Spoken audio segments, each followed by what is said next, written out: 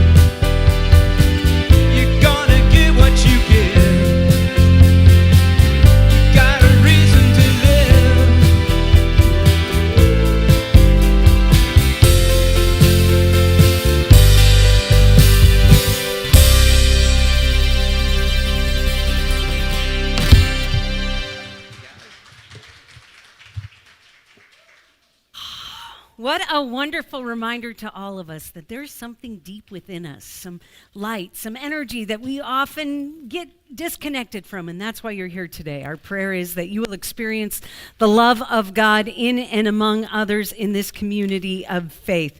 We are so glad you're here. Welcome. A couple things I'd like to highlight, and literally just two things, because we owe you some time, because we might be going over a couple, not today. We're going short today. So shut up and keep moving. Okay, following this service, stay right where you are, because the big day is here. It is time for the all-church meeting. Woo! And the excitement is just overflowing.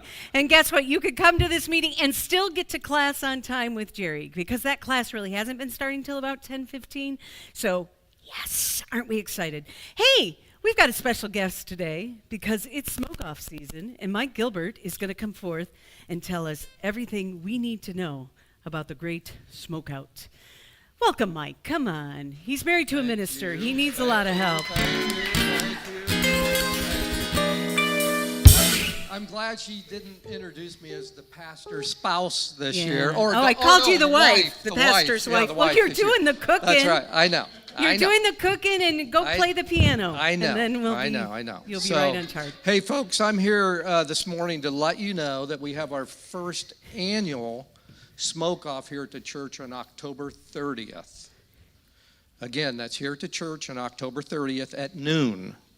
So like last year, this will be a time that both the UCI folks and the garden folks can be together, breaking bread and enjoying each other's company. At last year's first smoke-off, we had over 100 folks that devoured over 125 pounds of smoked meat. Come on now. Yeah. We don't play games. Yep. We have multiple options of smoked sides along with approximately 30 desserts. It was a feast. It was. And, one of the best thing is due to everyone's generosity, we were able to give $1,200 to the United Methodist Committee on Relief, or what they call UMCOR, for Afghan relief. So that's what we did last year. So I have a few questions for you. How many of you enjoyed last year's event? Fabulous. Awesome. Yeah. How many of you enjoyed the smoked meats? Or should I ask, how many of you devoured the smoked meats? We may be gardeners, but we are carnivores. Absolutely. And then, how many of you tasted the desserts? How many did you taste? All 30? Yeah. Huh? I saw a lot of you going back for a lot. You got to do what you got to do, Mike. I know. And lastly, how many of you left the building last year in a meat coma? Yeah. And or on a sugar high? Yeah. All right.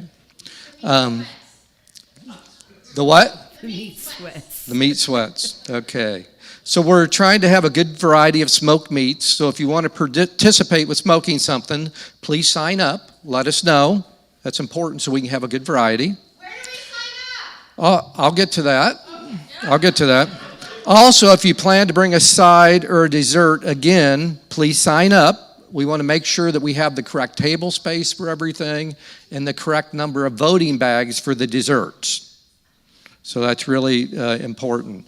I understand that there's a few vegan diets among us.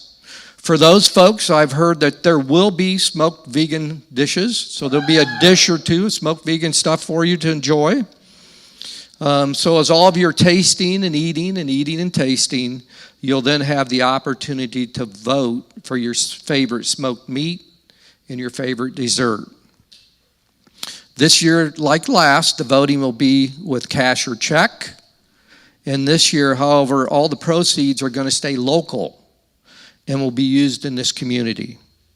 We'll take 100% of the money we raise to help build boxes of food for the holidays. With the cost of just about everything being up today, the money that we will raise will go into this neighborhood and to the local folks to help them get a nice food box for the holiday season. There'll be no reservations needed. What you need to bring, though, is a couple things. You need to bring your appetite, number one, and you need to bring some friends and family. invite people to come enjoy this event.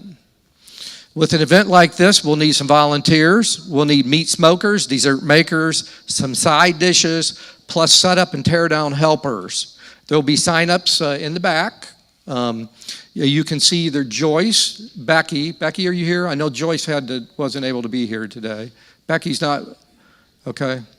Okay, so Becky's not here. You can see there should be a sign up in the back of the table. You can see Luis Tippentasik Wolverton back there. Luis is the other chair. You can see myself.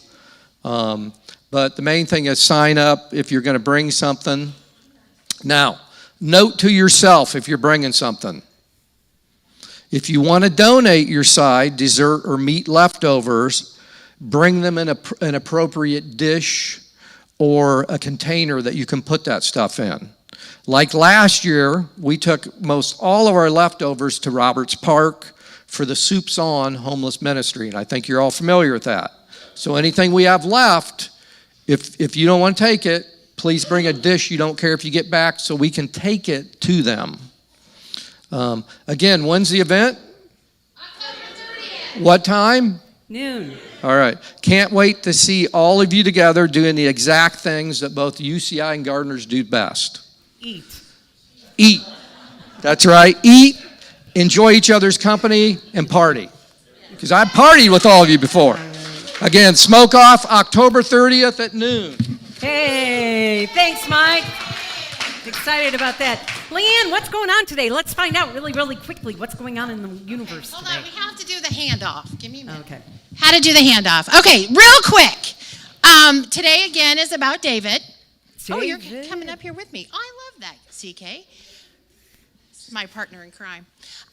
So today is about David, but we're looking at the heart of David. And the story is about Samuel was told by God to find a new king because Saul wasn't cutting it. And so Samuel went to Bethlehem, to the house of Jesse. And he was going up to each one of the brothers of David. There were 7 of them. David was number 8. And he was like, okay, I'm going to anoint you. And God was like, nope. He went through all of them. And God's like, nope, this is not happening. Nope. Jesse, do you have another son somewhere? Well, yeah, it's David. He's out with the sheep. Well, go get him. And then, because God saw David's heart and knew it was good, God sees all of our hearts. We can't hide our heart from God. So, actually, this is very exciting. The kids and I are going to paint little blocks of wood with hearts on them. And then we're going to attach them to the wall that's just out here where all those doves are. So it's going to be a mural when we're done. Lovely. I know, I'm super excited. excited Now, about it's not just the kids that could paint. Okay. If you have 5 minutes, please join me downstairs, and you too could paint a block. And then your heart would be on the wall as well. Lovely. Woohoo! Thank you. Is that Woohoo! fast enough? That's very exciting. Woohoo! Very exciting. Okay, let's go. So, little people, stepping stones, go ahead and. Hi, Kara.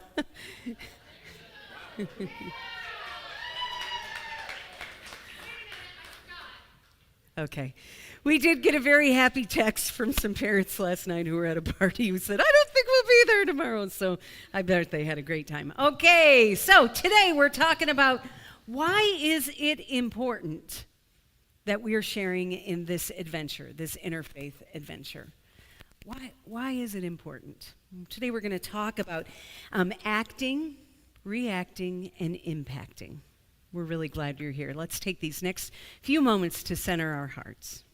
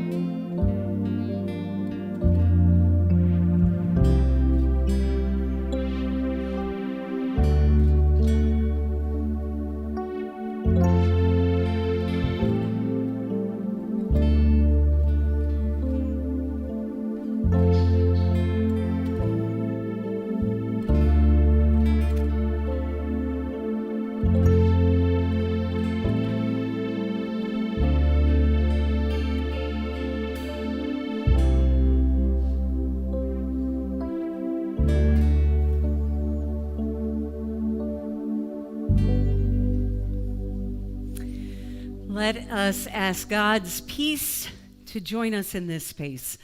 Shalom. Shalom. Salam. Salam. Namaste. Namaste. Peace.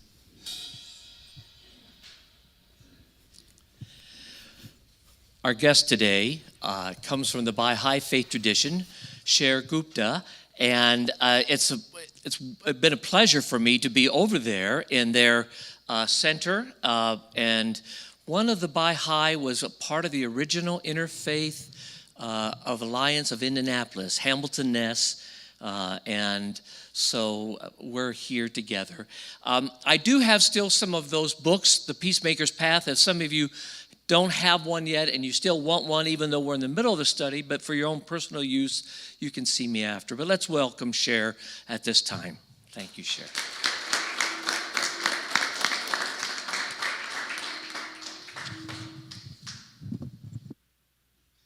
Good morning, everyone. Thank you so much for the invitation. It's absolutely delightful to be here with you this morning. And I hope you recognize me, even though I'm not in my pilot garb for you right now. So I have just two concepts I want to share with you this morning. And I'm going to start with an analogy to the first concept, and then I'll read a quotation to you from the Baha'i writings. So in Jerry's book, he talks about unity, and really the whole theme in different ways, it points to unity. And unity in the Baha'i faith is absolutely central, pivotal, foundational. It's a huge concept, and it's a huge effort in the Baha'i faith. And it's talked about a lot in the Baha'i faith.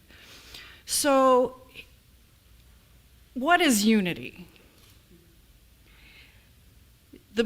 The emphasis that the Baha'i faith places on unity is that everything starts with unity. Unity is not the end result. It is the beginning. The end result is something else as a result of unity.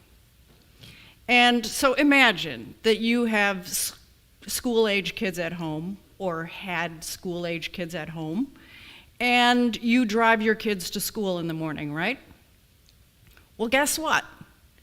Everyone has to agree to get in the car, or the kid doesn't get to school, or they don't get to school on time. So it starts with unity.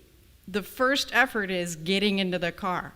The result is the education of the child at school, right? So when I was a kid and growing up as a young adult, I really didn't understand unity very well until I became a Baha'i and started studying it. Unity is the beginning, not the end. Something else is the end. So the quotation I want to share with you, thank goodness for phones, is the following. And this is from Baha'u'llah, who is the prophet founder of the Baha'i faith, and Baha'i means follower of Baha'u'llah. So here's the quotation. The well-being of mankind, its peace and security, are unattainable until its unity is firmly established. The well-being of mankind, its peace and security are unattainable until its unity is firmly established. So unity is the beginning. The second concept I want to share with you is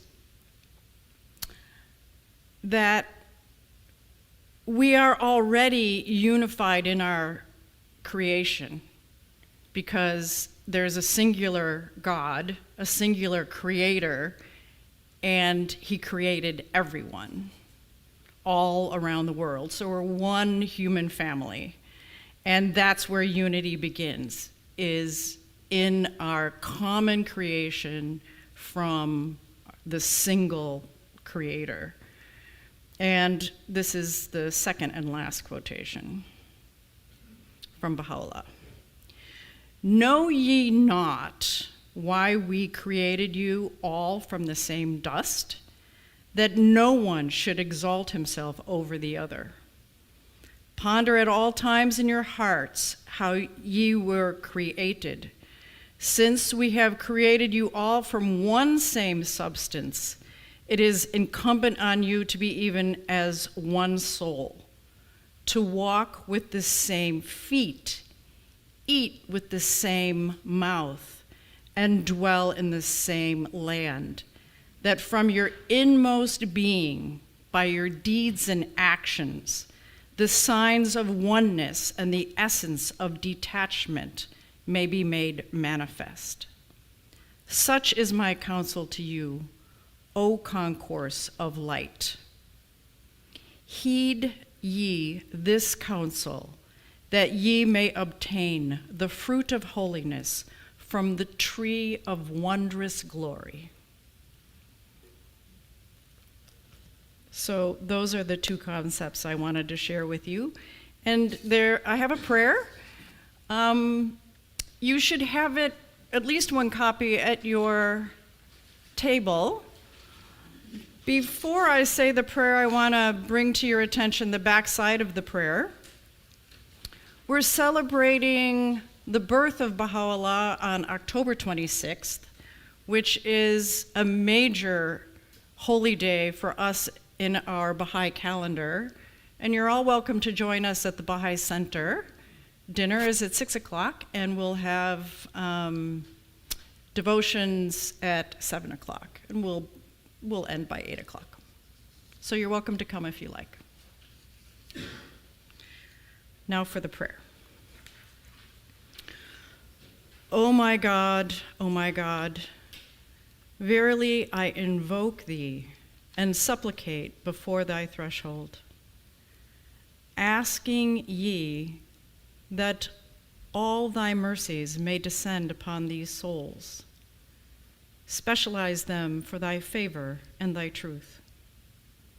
O Lord, unite and bind together the hearts, join in accord all the souls, and exhilarate the spirits through the signs of thy sanctity and oneness. O Lord, make these faces radiant through the light of thy oneness. Strengthen the loins of thy servants in the service of thy kingdom. O Lord, thou possessor of infinite mercy, O Lord of forgiveness and pardon, forgive our sins, pardon our shortcomings, and cause us to turn to the kingdom of thy clemency, invoking the kingdom of might and power, humble at thy shrine and submissive before the glory of thine evidences. O Lord God, make us as waves of the sea, as flowers of the garden, united, agreed through the bounties of thy love. O Lord, dilate the breasts through the signs of thy oneness, and make all mankind as stars shining from the same height of glory, as perfect fruits growing upon thy tree of life. Verily, thou art the mighty, the Almighty, the self-subsistent, the giver, the forgiving, the pardoner, the omniscient, the one creator.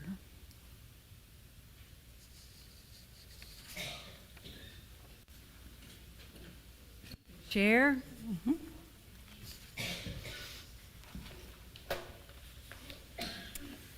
What a rich gift for us over these. I've been a minister a really long time, and to have this, well, the concept of unity, it started with unity, and that's big. That's big. Thank you very much for sharing. Today I want to share two scripture texts with you from Matthew's Gospel, and this comes on the heels of the Beatitudes. And it's important not only for us to learn the Beatitudes, but it's also important for us to live our life in the heart of them. And Jesus says this, he says, "You are the salt of the earth, but if the salt loses its saltiness, can it be made salty again? It is no longer good for anything except to be thrown out and trampled underfoot. You are the light of the world. A town built on a hill cannot be hidden.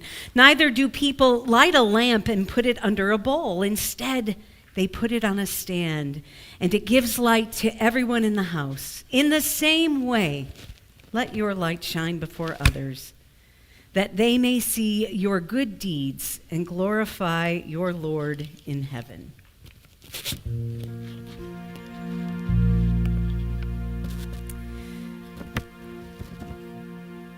When I close my eyes so I did not see, my Lord did trouble me. When I let things stand that should not be, my Lord did trouble me. When I held my head too high, too proud, my Lord did trouble me. Raised my voice just a little too loud, my Lord did trouble me, did trouble me. With a word or a sign, with the ringing of a bell in the back of my mind, did trouble me, did stir my soul, for to make me human and make me whole. When I slept too long and slept too deep, My Lord did trouble me. put a worrisome vision into my sleep. My Lord did trouble me. When I held myself away and apart, My Lord did trouble me. and the tears of my brother did move my heart, Lord did trouble me. did trouble me. With a word or a sign, with the ringing of the bell in the back of my mind, did trouble me, did stir my soul, for to make me human and make me whole.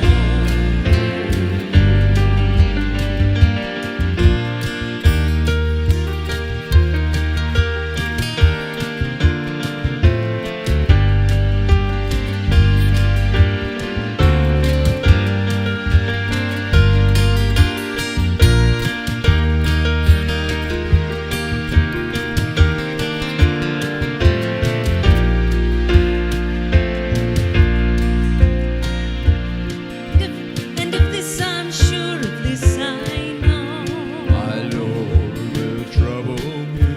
wherever I go, wherever I go, My Lord will trouble me. in the whisper of the wind, in the rhythm of a song, My Lord will trouble me.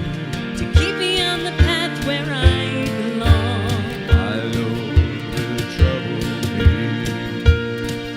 will trouble me. With a word or a sign, with the ringing of the bell at the back of my mind, will trouble me, will stir my soul, for to make me human and make me whole, make me human and make me whole.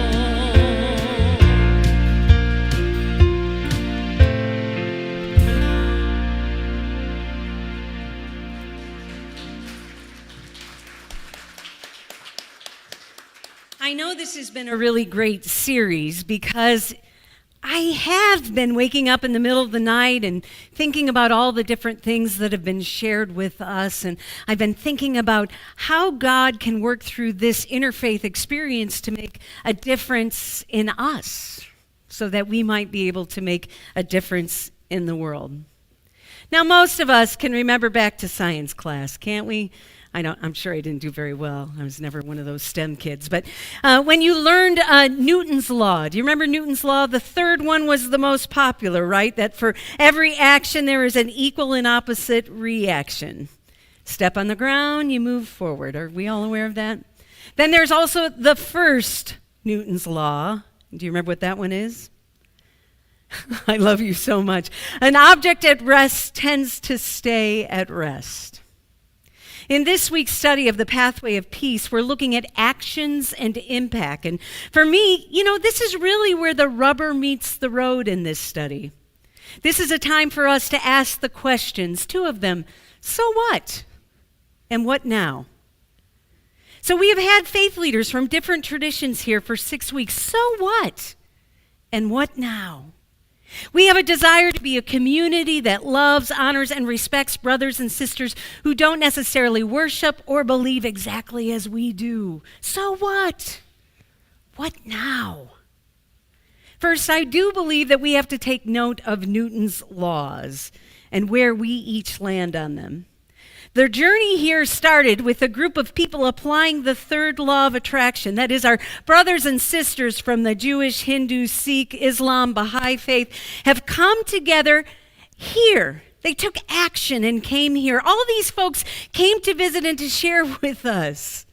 And it's clear to me that these folks not only believe or have faith, but they put their faith into action, sharing with others like us.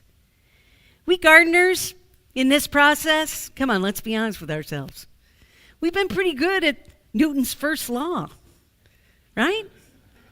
I mean, I was reminded of that this morning when how moved we are to clap when it comes time to clap. All 4 people who clap, or whatever it is, you know what I mean? We are not big movers in this church. We're reflectors, and we're okay with that. Now, I got to remind you of something else. I teach this like I'm a science teacher. By the way, if you know Newton's laws pretty well, you know I'm kind of making them my own. So Carolyn Scanlon's laws of attraction. Between law 1 and 3, there lies this second law. Do you remember what this one is? Let's hear it. No, I didn't either. It's when a body is acted upon by force, the time rate of change of its momentum equals the force. And in some way, I believe we in 1 and our friends who have come in 3 somehow have to find a way to meet at 2. Now, force is really not the term I want to use here, so let's indeed make this Carolyn's law. When someone acts in ways that engage you and cause you to learn. And that's exactly what's happened over the past weeks. We've been gifted with a loving learning from all over the world. We've listened really well, Law 1 people. And now we need to move to 2. How has the message of love, hope, and promise from different faith traditions combined with ours and have called us to action? Now, I have to admit that some people made their way to 2. I know you did. You went to the Interfaith Festival downtown a couple weeks ago. And maybe you did that because of something that someone that came into this space had to say. You were called to engage somehow with this event. That's a good step. That's a good step towards 2. But I don't know about you, but I feel like there's something more here. We are a community that does believe in different faiths and the power of God's love in different faiths. But I think we're also being called to move. I believe God calls us to action. And yes, I'm going to go as far to say reaction, so that we might be able to have an impact. We must take what has been gifted to us in this study and bring it into line with our own understanding of what faith and action means. You realize we did start a faith and action team in the midst of all of this. I'm curious, and you don't have to raise your hand or anything. Does your time at the garden each and every week call you into action? Now, I know it's difficult for us because We do not have a faith driven by fear. We don't believe that we have to bring others into alignment with our particular way of thinking or our dogma in order for them to be loved by God. Our faith, I would say, if I were going to create a statement for the garden, is that we believe in the gospel of Jesus Christ. We believe that God has given us the ability to reason, and we believe that God uses us to extend grace and mercy into the world and therefore to transform this world. God uses the likes of us with love. Our faith calls us to action, caring for the least, the last, the lost, welcoming the stranger, living in the way where the love of God and the light of Christ shines through us. I believe it's critical we find ways to live out our faith with the same energy of those who are saving souls. Now, I know we can be critical of folks and their action plan, but the truth is it kind of works.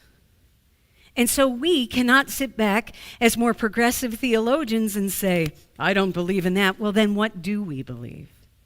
And what are we willing to step out in? How critical do we think it is that God can work through the likes of us?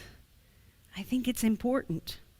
And in some ways, like I said, it's harder for us because we don't have this scorecard or this Amway plan that we're trying to fill up.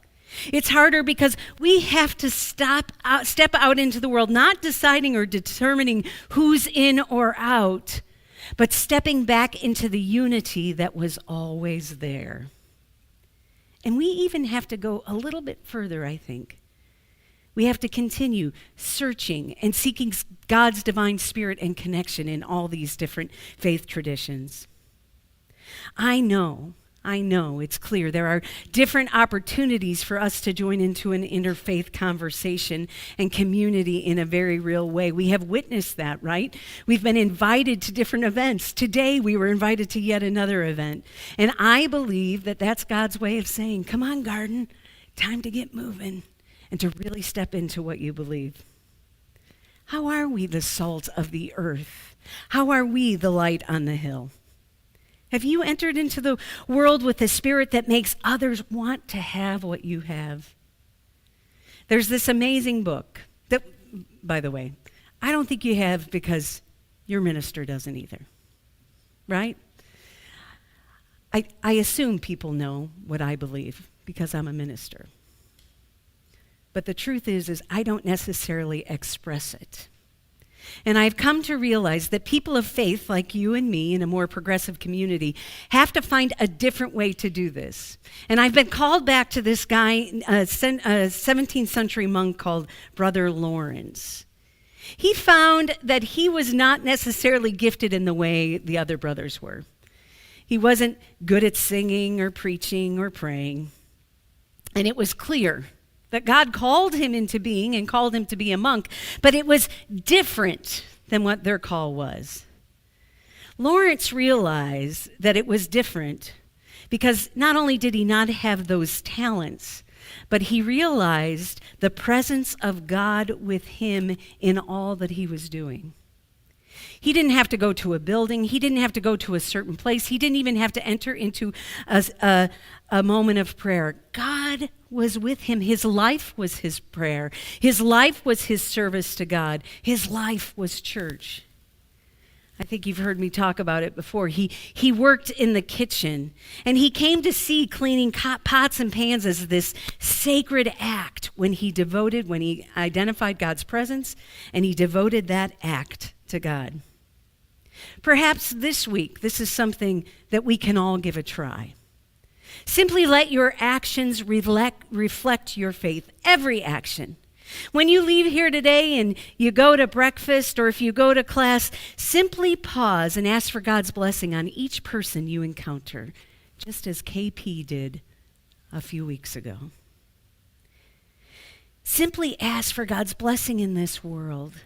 When you go by an accident or something, see that as an opening for you to ask for God's blessing and healing mercy on whatever the case may be. It's important to create time to be with other people with the presence of God. every conversation can be a sacred act if you remember God's presence. Sharing in meals can be a sacred act. Remember, I believe that Jesus' ministry was simple. He was all about making circles bigger, having a nice meal with his friends, perhaps a nice glass of wine, and he truly was present with those he was with. Now, he did take time away to be re-energized by the presence of God, but he identified the presence of God in all he did. I don't tell you to read the gospel because it's some list you're supposed to be checking off. I believe in the gospel, that's where we learn how Jesus did those things. And they're pretty simple, and we too can incorporate them into our lives in order to grow closer to each other and closer to God. Now, this is something else that I had a hard time thinking about, but I do think we're called to it because we're so resistant for it. I think we're called to react to what has been freely given. I have learned things over the past few weeks that I didn't know about other faiths, and unless I find to react or even reenact what's been shared with me, I don't know about you, but I've reached that age where things just kind of go away. We must find a way to really counter this separation of faith traditions and find ways to react with what has been shared with us. Because I can tell you, there is not a church in town that has had the same experience that we have had recently. We must find a way to react to what we've been gifted with, and we must find a way to share with others. Now, I have to tell you, I think reacting is getting a bad rap in our world today. Some would say we've become a reactive society, and I don't disagree. I get these tweets from a local news station. I have no idea how I signed up for this. But stories on breaking news come up on my phone as if they're very important. This includes the final score to the local football games of the high school teams. And I accidentally, on Saturday, opened one of those tweets up. I have no idea why. I can't even tell you what the teams were, but I opened it up. And when I opened it up, there I saw people talking about kids in high school and how they failed that night, and how the other kids were amazing, and then how the coaches were literally losers. People are putting this into the internet. I mean, into the ether of our world. It's just beyond me. There's somebody calling for other people to get this one coach fired, and people are saying, yes, I'm in. What is happening here? It is football, high school football. It isn't even basketball, Indiana. It's football. I have been witness yesterday, just because I did this. I was witness to this massive Twitter brawl right on my phone. Now, some would say that's the sign of the society we're becoming. We're becoming a reactive society where we can hide behind our keyboard, or a society where we don't trust our news, or a society where our actions are guided by what's best for me and not what's best for we. Today, I want to suggest that the time has come for gardeners to become reactive. I'm serious. But your reactivity needs to be driven by your faith and the faith of others that's been shared with you. I want you to react. I want you to get on Twitter and react with love and faith. I want you to take a conscious effort to react with a spirit of grace, a spirit of mercy, to react to others with a sense of urgency that we can make this a better place to live. It's time for us to offer the same grace that has been extended to us here for the last few weeks into the world. Then and only then will we be able to have the impact that the garden feels it's called to have. I'm serious. I want you to react. You want a piece of me? You want a piece of me? Well, guess what? I love you. I love you so much. That's what I'm talking about. I'm serious. We are seeing it on the news. We're seeing it everywhere. Well, go ahead. Pull the same energy, but do it with grace and mercy. See what happens. I don't know what's going to happen, by the way. You may get hit, but you could come here the next day and say, I was hit with grace and mercy in my heart. I believe in my heart of hearts this is the only way we're going to make a difference in the world, because objects at rest tend to stay at rest. But objects that have been impacted by grace and mercy of other faith traditions are called to a new way of being. And in a very real way, I believe that we as a community of faith are called to overcome this negative spirit that has found a voice in this nation. Our intention as a Christian community here is, at the garden, we celebrate our differences. At the garden, we celebrate different faith traditions. We believe that is what Jesus did and calls us to do. We know Jesus did not start a religion, but indeed a movement founded on important principles of grace, mercy, forgiveness, acceptance, and love. As I reflect on the pathway to peace, it's only going to work if we walk the talk. When we step out in it, react to those loving people we find on the path and join together in unity with them so that together we can impact this world. Jesus said, love God, love your neighbor as you love yourself. He really says that's it. That's the most important thing to do in this world. And he was not alone. In the Bahá'í tradition, this is written: if you desire with all your heart friendship with every race on earth, your thought, spirit, and positive will spread. It will become the desire of others, growing stronger and stronger until it reaches the minds of all men, and I would add women. I don't know about you, but that's how I want to live. And the only way it's going to happen is if I get off this and respond and react to what's been shared with me. And that's going to happen every day, friends, as you live out whatever your journey is at this point in life, how you practice the presence of God.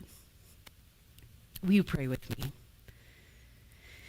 Gracious God of all creation, you ask us to be the salt of the earth. So today we commit to do just that, to bring a good measure of goodness, grace, and mercy with us on this journey. May we do so by acknowledging that you are as real as the air we breathe, and you are in all we do. Help us to bear that light that overcomes the darkness and the division in this world. Give us courage to act with a spirit of love. As we react, may you use the likes of us to impact with love. Amen.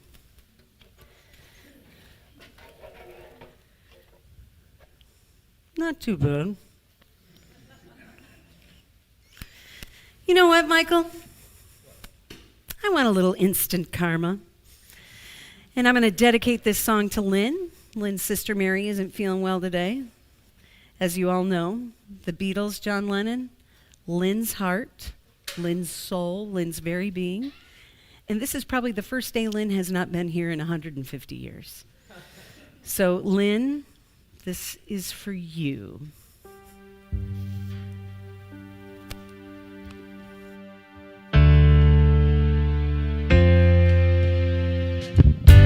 The instant karma's gonna get you.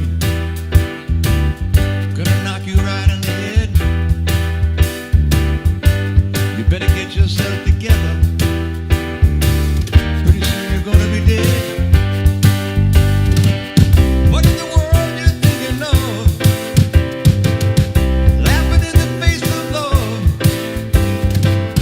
What on earth you trying to do? It's up to you. Yeah, you. Instant karma's gonna get you. Gonna look you right in the face.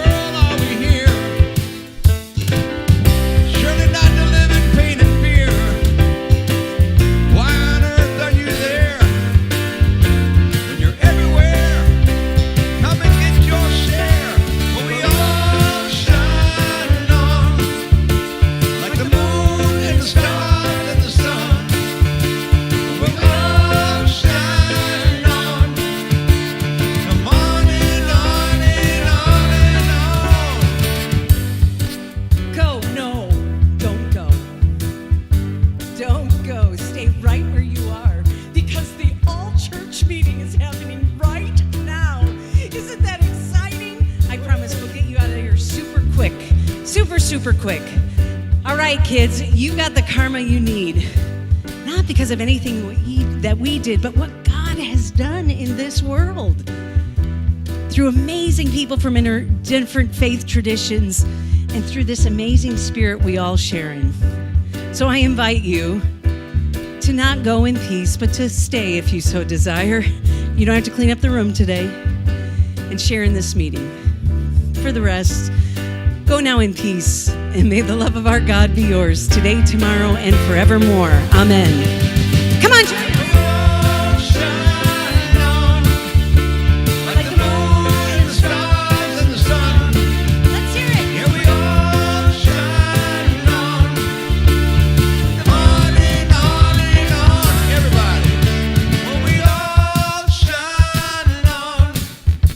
Like the moon and the stars and the sun. Come on now. We all shine on. Like the moon and the stars and the sun. We all shine on. Like the moon and the stars and the sun. We all shine on. Like the moon and the stars and the sun. We all shine on. Like the moon and the stars and the sun. We all shine on. On and on and on and on.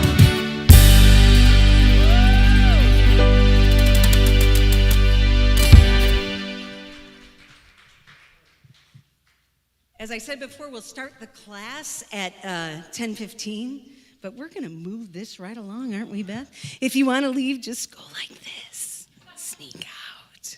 We'd love for you to do that. So today we have our all-church meeting, and essentially this is required because of the garden bylaws. We're required to have a yearly annual meeting, and we tend to do that right around the time that we turn in all of our papers for the Charge Conference, which is next week. If you're not doing anything from 2 to 4 next week, come and join us at Lawrence United Methodist Church and plan on sitting in the back row and leaving as quickly as we can. No, I'm just joking. It's always very engaging. So today we're trying to save some trees. On your tables, you will find some QR codes, and those QR codes really lead you to the packet for the meeting. And I need a packet for the meeting, so let me do just that. Everybody know how to use a QR code?